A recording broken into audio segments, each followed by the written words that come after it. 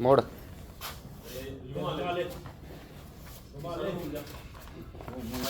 देगी तो मैं 20 का तड़ा बढ़ूँ। हाँ सोचा एक काट के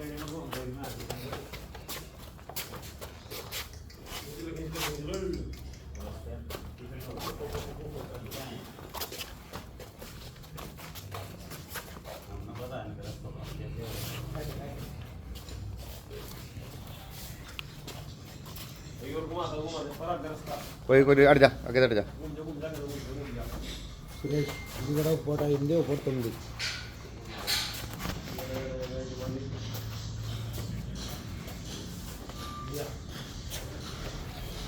ले वापसी लिया